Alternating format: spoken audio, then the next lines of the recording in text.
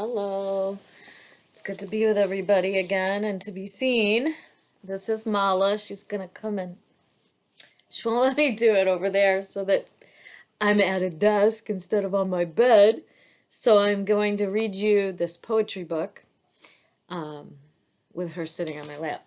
So this is called Poetry. And I'm sure that if we were in person, it would be better, but that's okay. Shauna Lavoie Reynolds is the author. And we have poetry. Since we are starting our poetry unit as our genre for children's lit, it seems appropriate.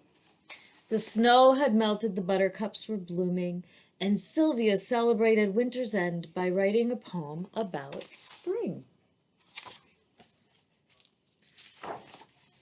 She walked with Shell to the park at the top of the hill and read it to Squirrel. Spring is here at last. I hope it doesn't end too fast. Like a bee, I'll sniff each flower, and I'll enjoy each springy hour so much. The squirrel seemed grateful. Sylvia tied her poem to a birch tree and headed home, hoping that it didn't count as littering if it made the world more splendid.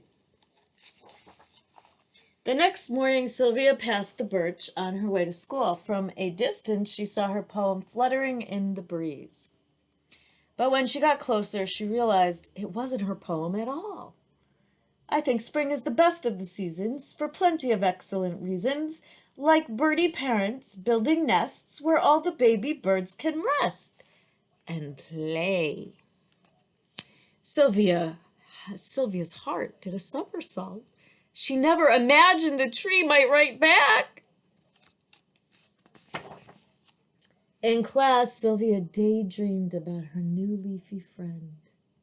Sylvia, please pay attention, said Miss Oliver. Yes, Sylvia, whispered Walt, the boy sitting behind her.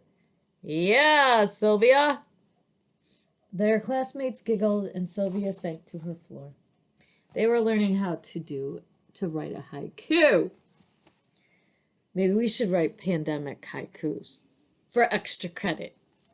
Let's see. First, you got to have a line. It's a 3-line poem. The first line has 5 syllables.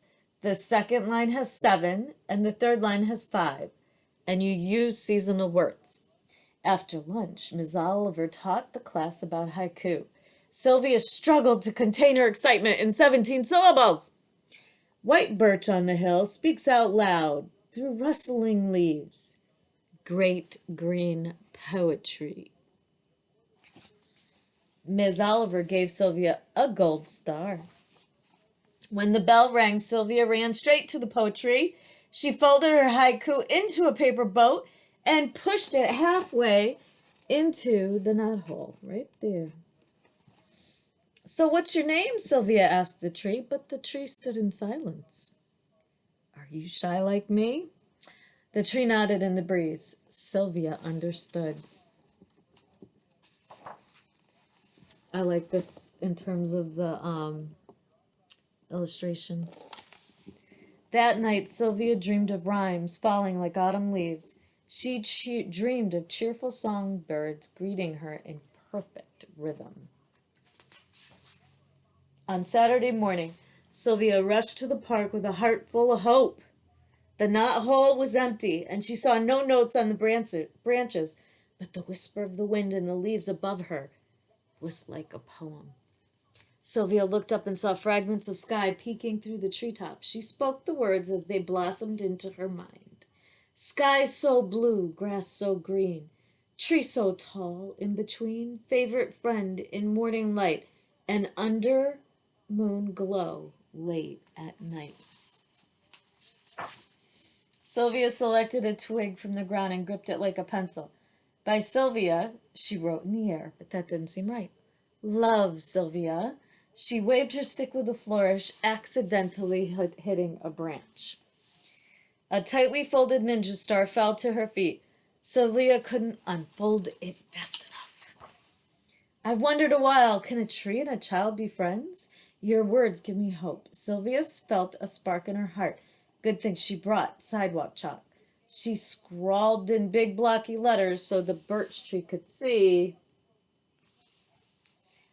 I never thought I would see such lovely poems from a tree. I wish I could climb and live among the words you love to give. But if I lived up a tree, I would surely miss my family. Especially Shell. What are you doing, Mom? Sylvia thought it was the greatest thing she had written in all her years. She wrapped her arms around the poetry. It was stronger, wiser, and kinder than the children at school. She knew she would always have a friend at the park. She didn't open her eyes until Shell barked. Wish Walt was there, staring at the ninja star haiku sticking out of Sylvia's pocket. That's not for you. That's for my tree. Sylvia blinked. It was from the tree just for me. Walt shook his head. Sylvia didn't understand. Had the tree she loved so much not given her a thing? Sylvia didn't want to cry, not in the park. Walt didn't want her to cry either. I'm sorry I was mean at school, he said, and Sylvia smiled.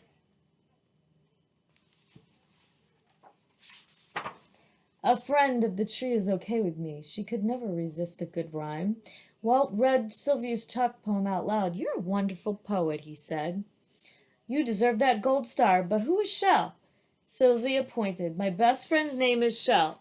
I think he likes the way you smell. I can tell, said Walt. The two poets giggled. Can I borrow your chalk? Walt composed a new poem next to Sylvia's. If you want to share a poem with me, give it to the tall birch tree. Or if you need a friend for writing, playing with, or sit besiding, I'll be here for you joyfully right beneath the poetry. The new friends sat a while, side by side, backs against the birch. Sunlight and shadows danced through the leaves above them as they silently searched for the next marvelous words to describe it all. And that's the end. And that was poetry.